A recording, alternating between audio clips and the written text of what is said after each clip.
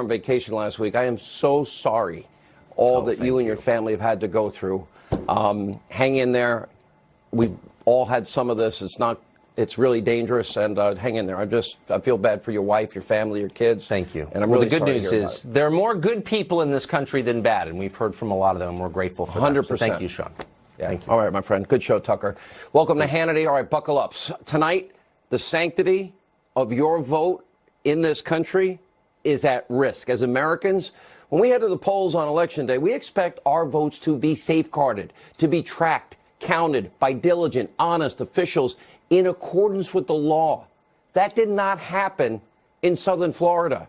Since election night, nearly 100,000 uncounted votes have just magically turned up in Liberal, Broward, and Palm Beach counties. We have no idea where the votes came from, where they've been, why they weren't counted last Tuesday. So many laws, we will outline this tonight, have been broken.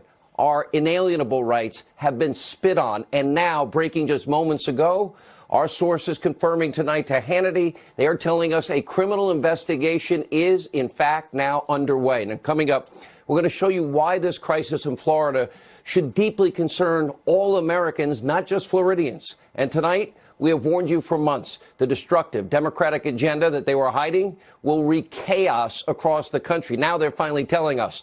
Endless investigations, subpoenas, a quest for impeachment, not a single plan to improve the lives of the American people. So is now the top order of business in the Democratic-controlled House of Representatives just destroy Trump? The Pelosi destroy Trump House. Now we're going to show you how Pelosi, Waters, Schiff, Nadler and company are hitting the ground running. It's everything they purposely did not tell you before the midterms that they have been planning all along. All right, sit tight, buckle up. A lot to cover tonight. It'll take the full hour. We start with our breaking news opening monologue. All right, less than a month ago, a massive Category 4 hurricane made landfall on the Gulf Coast of Florida in the Panhandle. 35 counties were under a state of emergency. 155-mile-per-hour winds wreaking havoc throughout the Panhandle.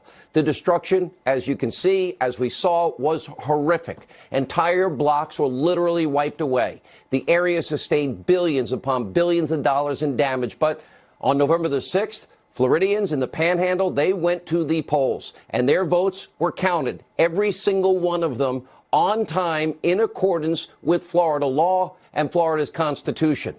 Sadly, the same cannot be said in southern Florida. In Palm Beach, Broward counties, we are witnessing a colossal disaster. Laws have been broken, Florida's Constitution ignored. None of this was caused by a hurricane, but rather by local officials who are incompetent, corrupt, and obviously feel they are above the law that 65 other Florida counties, 65 of 67, adhered to. In Palm Beach County, at least 15,000 new ballots were unearthed and counted after election night. And in Broward County, almost 75,000 so-called uncounted votes magically turning up day after day after day after the election. Tens of thousands of lost ballots just seemingly appeared out of thin air. The vast majority, of course, cast by Democrats. Now, this should not, let me be straightforward, this should not be Republican, Democrat, conservative, liberal. This shouldn't be about politics. This is much deeper. Whatever your political affiliation, what we're witnessing is a horrific miscarriage of America's most fundamental rights and a serious potential now criminal violation. The law is clear. It is unambiguous. Florida law, let's put it on the screen, quote, says, the canvassing board shall report all early voting, all tabulated vote by mail results to the Department of State within 30 minutes after the polls close. The law continues, quote, the canvassing board shall report, with the exception of provisional ballot results, updated precinct election results to the department at least every 45 minutes until results are completely reported. 65 of Florida's 67 counties, they complied with the law, including every county in the Panhandle that was absolutely ravaged by Hurricane Michael 27 days prior to the election. Broward, Palm Beach counties totally ignored the law, broke the law.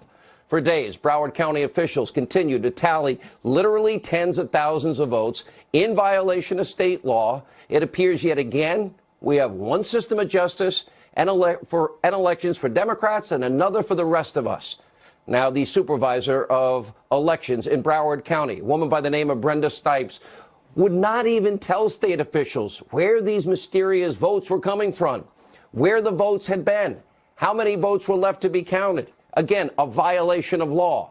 There was no updating of votes every 45 minutes, again, violating the law. And this morning, multiple boxes full of sample and provisional ballots left behind in some rental car were actually discovered by an Avis employee at Fort Lauderdale Airport. This is insanity. You know, we send election observers to other countries. We need them here. And on Friday, Florida Congressman Matt Gaetz literally blocked from observing a location where ballots were being loaded into a truck. Take a look for yourself. Why can't we watch what's going on, man? We were told you can't be here, so you got to. Who told you that we can't watch what's going in and out of the truck? My supervisor. You want to see my Who's your super? Yeah, I would love to see him. But until then, let's go. All right. Will you tell me why we can't know what's going in and out of that truck? And what's the name of your supervisor? We'll get all that taken care of. Do you know this? Do you know his or her name? The supervisor's name? Yeah, we'll bring them out. Well, what's their name? We'll bring them out to you in a second. Do you know their name? Yes, we'll bring them out. What is it? Will you tell it to me? Bring them out to you in a second. What's on the truck? What we're seeing in South Florida is a national disgrace, and it's far worse than that. Broward, Palm Beach counties violated any chance of there ever being any real integrity in the vote in Florida. We will never have any chance of knowing what the accurate vote tallies were from this past election now in the state of Florida. That has been ruined. That's off the table. And tonight, all we really know for certain is that the, quote, newly counted ballots have drastically tightened the election and subsequently triggering statewide recounts, all because of what is gross incompetence, corruption at the Broward County Supervisor of Elections Board and Brenda Snipes. Now, she has a history of this. Late last week, we had a judge ruling that Brenda Snipes actually violated state election law. Now, what is even more outrageous is that this is not new for Miss Snipes. Now, her track record is literally atrocious. Why she was even in this position is beyond any understanding. How she's been allowed to continue in this powerful position beyond comprehension. Last week, we learned that Snipes, quote, accidentally mixed in rejected provisional ballots with several hundred valid votes. That means the entire vote count has been irreversibly corrupted. And just this past August, a judge ruled that Snipes systematically had mishandled mail-in absentee ballots. In 2017, a judge also ruled she illegally destroyed ballots following a primary race. And in 2016, some Broward County election results were posted online, get this, before the polls had even closed. And in 2012, 1,000 uncounted absentee ballots, they were mysteriously discovered in Broward County a week after that election. And in 2004, Snipes simply lost track of 6,000 absentee ballots. Now, this is the woman that could determine the outcome of these important races for the Senate and the governor's race in Florida. Now, many Floridians are rightfully calling for consequences. Former Governor Jeb Bush tweeting out, there is no question the Broward County Supervisor of Elections, Brenda Snipes, failed to comply with Florida law on multiple counts, undermining Floridians' confidence in our electoral process. Supervisor Snipes should be removed from her office following the recounts. Maybe now. I don't think we should wait. Senator Marco Rubio, very vocal also about Snipes and her incompetence and corruption, tweeting, quote, every vote legally cast and received within time frame required by law should be counted. The issue in Florida has been repeated violations of election law by the incompetence and the lack of transparency of Palm Beach elections, Broward County elections.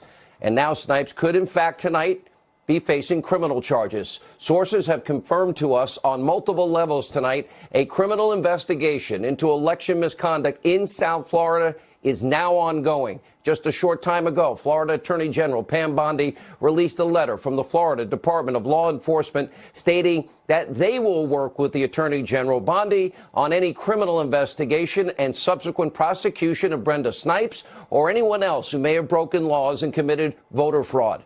Now, of course, the damage has been done. Florida governor turned Senator-elect Rick Scott is now sounding the alarm. You don't just magically find 93,000 votes laying around unless you need smoke for cover. That's why this is so problematic. Take a look. Bill Nelson is clearly a sore loser. He can't stand the fact that he's not going to be elected for the first time in decades, and he won't. He's just here to steal this election. That's what he's done. His lawyer came down here and said, "I'm here to win the election. I'm not here to get a free and fair election, make sure votes are counted." No, he wants to win the election. That's his only purpose. Now, make no mistake, when the dust settles here, Rick Scott and Ron DeSantis will take their rightful place as senator and governor of Florida. But tonight, Democratic operatives, they are trying to prevent all of that from happening. On Friday, lawyers for the Gillum and Nelson campaigns, they actually objected to a judge to non-citizens' votes being rightfully denied. In other words, they want votes from non-citizens to now count. Where is their integrity in all of this tonight? That means they only care about power, nothing else. Rule of law means nothing to them. And it gets even worse. Nelson just hired an attorney. His name is Mark Elias. His name may sound familiar to you. He's the left-wing hack at the very center of Hillary Clinton's attempt to rig the 2016 election with that phony dossier. Remember Clinton? The DNC paid millions to Elias and his firm, Perkins Coie. Yeah, that firm. To dig up the Russian dirt, hire Fusion GPS, hiring a foreign national, Christopher Steele, an ex-foreign spy, subsequently put together a dirty dossier full of Russian lies that not even Christopher Steele stood by. That campaign opposition research, remember, it was distributed across all of Obama's DOJ by Steele as credible, nonpartisan information. The contents leaked to the press before the 2016 election. Remember, David Corn's article, October 31st, 2016, only days before the election, he reported that, quote, a veteran spy has given the FBI information alleging a Russian operative to cultivate Donald Trump. And let's not forget about Michael Isikoff's Yahoo report, September 2016, alleging Russian collusion. Democrats were trying to rig the election with the help of Hillary's bought and paid for foreign nationals using Russian lies. Remember, none of it was ever confirmed. Most of it's been debunked. And as you can see, Elias, he's a very experienced Democratic operative. And of course, he's also been involved in past recounts. His quotes will shock you. In 2013, he said, those who have seen past recounts in Virginia know that they do not tend to change the results. By the way, there was only 167 vote advantage for the guy he's representing. The next year, he said, quote, recounts really only happen where you are talking about dozens or a few hundred votes separating candidates. Gee, Mark, I wonder why the change of heart. Gun for hire, say anything, just, make the rules up as you go along. Now, of course, the Democrats, they pretty much wrote the book on election rigging during the 2016 election. I seem like the only one that's pointed this out. We all know the Democratic primary. We know it was fixed for Hillary Clinton. Remember former interim DNC chair Donna Brazile admitting this on my radio show. Remember, she had actually used the word rigged. She kind of tried to back off it in this interview, but she admits she used it. Take a listen. What I said in the book was that in exchange for bailing out the party, which was broke, the Clinton campaign would get control over certain decisions and aspects of the DNC that made it difficult, if not impossible, for me to do my job. It was unethical, but it was not rigged, and I stand by that. But you said you actually used the word rigged. Of course, because I promised Bernie that I would go department by department and do a forensic test to find out what happened. She used the word rigged herself. Then she tells the story how Bernie was robbed by the DNC machine that Clinton was controlling, the cancer, as she called it. Hangs up the phone after having to tell Bernie Sanders the truth, said she cried out of anger over this. So we have one system of justice and elections for Democrats. just like we have one system of justice for the Clintons and another one for anyone who opposes them. This is not equal justice under the law or equal application of our laws. Now, tonight, we're going to bring you updates all throughout the hour from Florida as they become available. But a criminal investigation, let me repeat, is ongoing as we speak. Now, whatever happens in Florida, here's one thing. I know the Democrats are all excited because they got control of the House of Representatives. By the way, the president, in retrospect, now that he went out and fought for all those Senate candidates and Republicans picked up those seats and that in the Senate, by the way, turned the blue wave into a little baby blue trickle, because now Democrats are doing exactly what I told you they would do. They're now coming clean. The things they weren't saying on the campaign trail about what their real plan is to wage what is a never-ending, full-scale investigation into anything and everything Donald Trump, to destroy this president. And according to new reports, Pelosi and company, get this, they are planning to launch a subpoena cannon at the Trump White House, firing on all cylinders with a political hit list of nearly 100 targets, meaning 100 investigations. Tax returns, Stormy Daniels, James Comey, the impeachment of Justice Kavanaugh. Shifty Schiff wants to actually investigate the president's treatment of CNN, the Washington Post, Amazon. Democrats are stopping at nothing to pursue the unhinged campaign to halt President Trump and his progress. By the way, that means our progress. That means America's progress. And of course, this is a plan of endless investigations. By the way, very few facts. Nancy Pelosi is actually saying Democrats don't need an indictment to move forward on their impeachment fantasies, while she and other Democrats fuel even more baseless hysteria about Mueller's Russia probe. House Democrats, they have been working overdrive to now smear the acting Attorney General, Matt Whitaker, which was the president's lawful choice, period. And don't forget, Rod Rosenstein, who's been running this whole thing, is conflicted in multiple ways, like signing the last FISA, writing the letter recommending that Comey get fired. But he's still been running it. They didn't care about his conflicts. Take a look. I want to make this very clear. If he doesn't recuse himself, if he has any involvement whatsoever in this Russia probe, we are going to find out whether he made commitments to the president about the probe, whether he is serving as a back channel to the president or his lawyers about the probe, whether he's doing anything to interfere with the probe. Mr. Whitaker needs to understand that he will be called to answer, and any role that he plays will be exposed to the public. We don't want there to be any ambiguity about that. You don't have confidence in him as America's top enforcement officer? No, I don't. And don't just take it from me. There's bipartisan editorializing about this, that he should never have been appointed, and that it does violence to the Constitution and the vision of our founders to appoint such a person in such a manner to be the chief legal officer in our country. And that's bipartisan. I'll go further. His appointment is simply part of an attack on the investigation by Robert Mueller, the special counsel. It's part of a pattern of interference by the president, part of a pattern of obstruction of that, attempted obstruction of that investigation. The only problem is no one's talking about meddling with the Mueller probe. Nobody. The president has said twice in the last week, no. So ask yourself, the House Democrats, is there a single agenda item that they are advocating that will make your life better?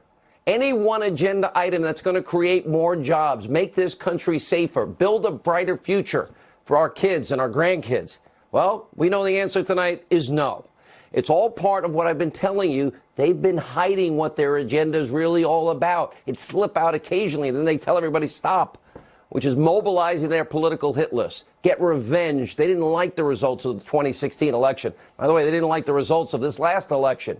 They want to shield their own deep state corruption and put this country's future at risk. What they ought to be focused on is our kids and our grandkids, and law and order and equal justice under the law, equal application of our laws. And yes, something called our Constitution. Yeah, the document from which all laws originate from. Our founding Constitution. All right, we have a lot to get to tonight. We'll also talk about Georgia. We'll also talk more about this agenda of the Democrats as it's revealed. We're going to start with the legal side of all this. We'll talk to Greg Jarrett, Andy McCarthy on what has happened down in Florida. That and so much more as we continue this busy breaking news edition of Hannity. My goal is that we follow the law. And what we've seen is, in the supervisor election in Broward and Palm Beach County, both of them, the courts have said they haven't followed the law. We know Brenda Snipes mixed illegal ballots with legal ballots. We know they've not let party officials in. The courts have said follow the law. So what I'm trying to do is get them to do what we expect. The laws are set up there to prevent fraud, and for whatever reason, they don't want to do it. That was Florida Governor Rick Scott earlier tonight reacting to the latest developments in the Florida recount. Here with reaction to get the legal side of all of this, author of the #1 New York Times bestseller, The Russian Hoax, the illicit scheme to clear Hillary Clinton, frame Donald Trump, Fox News legal analyst Greg Jarrett, and Fox News contributor Andy McCarthy. Let's start with, we have civil violations of law, and now we have the criminal investigation that has now begun with law enforcement, the Attorney General, Pam Bondi tonight. What are we possibly looking at legally, Greg? Well, unfortunately, Florida law has no teeth. Most of the violations already committed by Brenda Snipes, who is the epitome of incompetence and recklessness, are civil violations. So the only penalty is a fine which she doesn't even pay. It comes out of her office. It's true that there are felony statutes of fraud. There are about 20 of them in Florida. So far, 3 agencies in Florida say we have no evidence of fraud. But, Sean, their investigation is in a premature stage and only cursory so far. So it's good that the Attorney General, Pam Bondi, is vowing an intensive examination. Snipes had the audacity to stand in front of cameras, I think it was today, and say, until now, nobody ever accused her of doing anything wrong, which is a lie. Every election she's been presiding over since 2002 has been marred in controversy. The question is she capable of corruption? Her track record suggests she is. Yeah.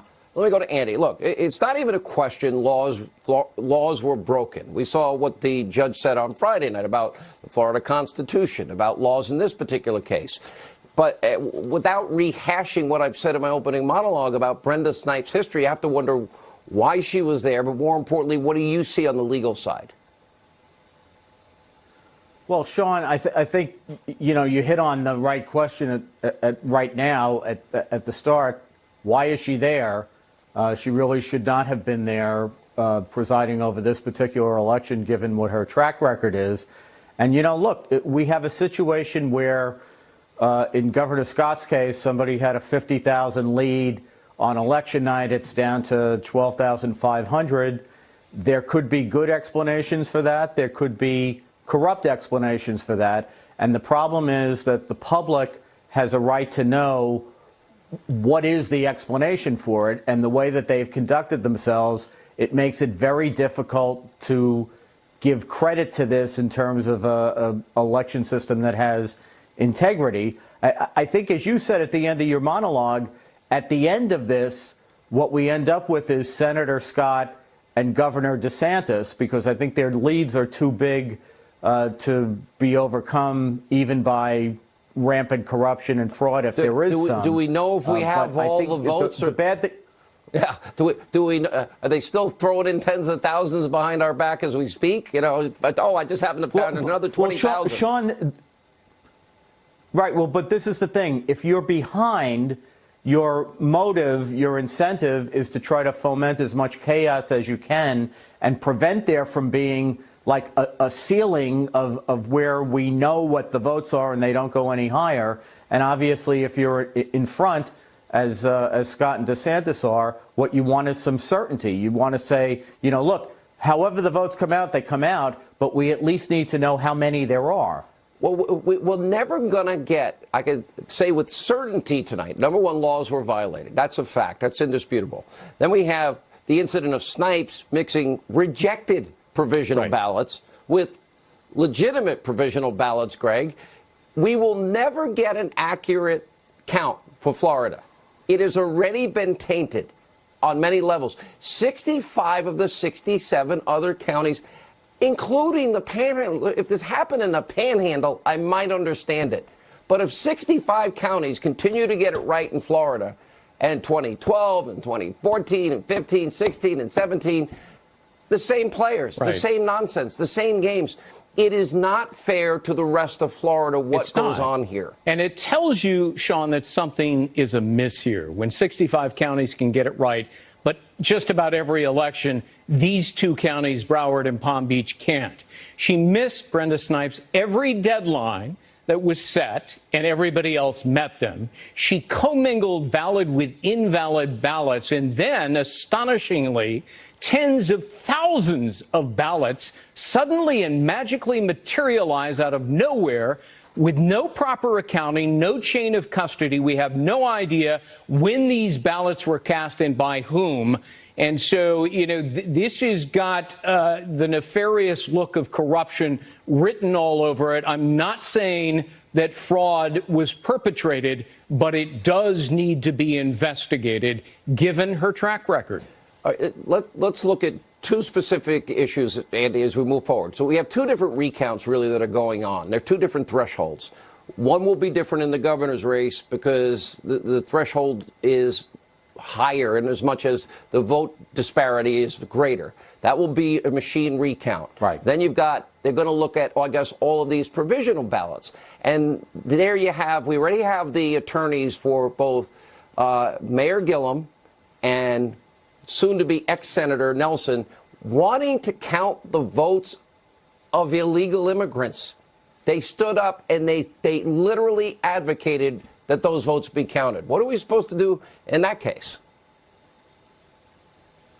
Well, Sean, this is where they're philosophically at, though. They've been, you know, we have two different things going on here. We have the potential procedural irregularity that applies to this particular election, and then you have the overarching Democrat approach to government, which is to eviscerate the distinction between citizens and non-citizens. And we shouldn't think for a moment that if you can wrap your brain around the procedural irregularities, that their overarching agenda goes away. It doesn't. So, of course, they're going to take the position that none of the votes of people who might not properly be voting should not be counted, because in their minds, those people are just as legitimate to count as Americans voting are to count. And that's a big reason why our electoral system is in the mess that it's in. You know, the fact that people whine over people who shouldn't be voting having their votes counted, when we have that means Americans who vote get their votes discounted. That's just as big a problem. And Greg, I mean, this is 18 years after 2000. Dimpled, pimpled, perforated, not perfect. Let me ask you this. Mark Elias, who you know so well from this whole Perkins Coie issue, he had a Virginia client ahead by 165 votes, 0.007%. Criticized Republicans for not conceding, saying the recounts don't tend to change the results. 165 vote difference. He had another client just up by 12,000 votes and said recounts should only be done where there are dozens or a few hundred votes separating the candidates. Doesn't exactly sound like a man of deep, abiding principles that cares about fairness and equality and justice under the law as it relates to elections. People should be suspicious when Hillary Clinton's lawyer, who paid for Russian information, is involved in any election recount, and that's Mark Elias. All right, guys, thank you both for your analysis. The legal side of this is going to be very important as we move forward. And when we come back, we have more stunning examples, stunning incompetence and bias from the official in charge of the elections in Broward County, Tammy Bruce, J. Christian Adams. Also, Matt Gaetz will join us. What he witnessed this weekend. We have the videotape and more. Straight ahead. All right, joining us now with more reaction to tonight's breaking news, Fox News contributor Tammy Bruce and former DOJ official, election lawyer at the Public Interest Legal Foundation, J. Christian Adams. Jay, you have been there. You've been following this. Let's go back to what you're seeing on the ground, what people need to know. How bad is this? And do you agree with Andy McCarthy's assessment that he doesn't believe it will ultimately impact the final results, which is that Rick Scott will be the next senator, and DeSantis will be the next governor.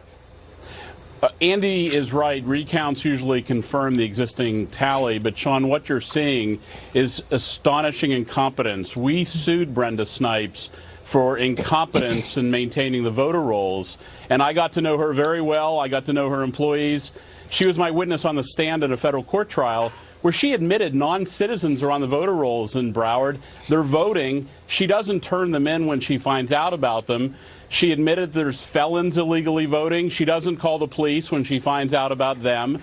There are people on her voter rolls who were born, they have birth dates when Grover Cleveland was president in Broward County. So I got to see close up how incredibly incompetent both Brenda Snipes is, as well as her entire staff. So this is not just her, it's the whole office. Well, and we see that, Tammy, because it keeps happening year in and year out. This is nothing new, and I go back to the simple point, and then based on what J. Christian Adams is saying here, why is she there? But more importantly, the rest of Florida is hurt by this, and now they're being hurt dramatically by this, and their vote ultimately is in jeopardy, really, in the end. Well, right, that every false vote, every illegitimate vote that's counted erases the vote of an American citizen.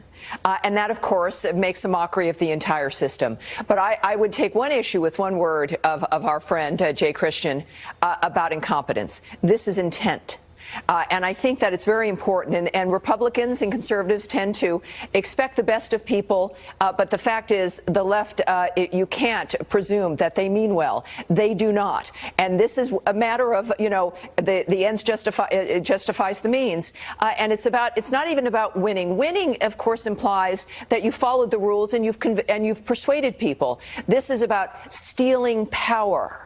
And that's what we're seeing unfold here. And I have to say, you know, the problem with the FBI and the DOJ, everything we've seen there with that corruption and the degree that they went to try to invalidate an American presidential election, I have to suggest, I think it's pretty obvious, that kind of a problem didn't just exist as an isolated issue within the federal government.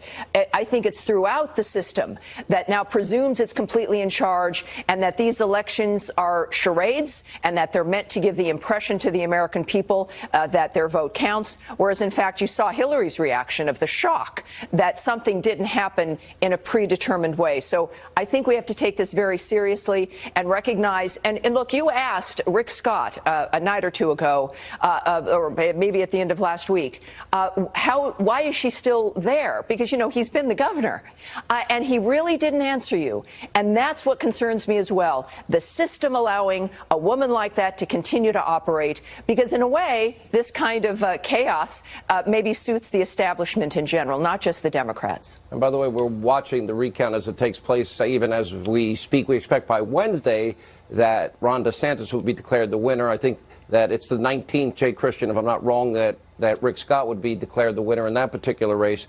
But other things you learned about her on top of that which we already know?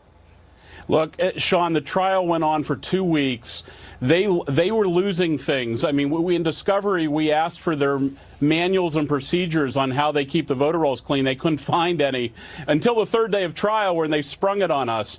And it's just astonishing levels of incompetence and chaos. I mean, you've never seen anything like it. And of course, then they ascribed race. They said they were being sued because of racial issues. It's the same playbook we see everywhere. But I want to warn you, Palm Beach is going to be a problem. Palm Beach has outdated equipment. They can't do a paper ballot manual recount. By the way, paper ballots share a lot of the blame here, too.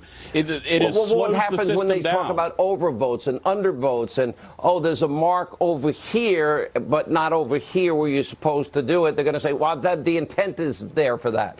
And in the one case where they went before the judge and they literally, both Gillum and Nelson's lawyers have said, no, we want that to count. And that one, it was one vote, but one vote shows the lack of integrity. Look, I think this entire dynamic shows what Governor DeSantis is going to be up against and what he's going to have to do and what Senator Scott is now up against. They've got to clean this up. Florida is too important of a state.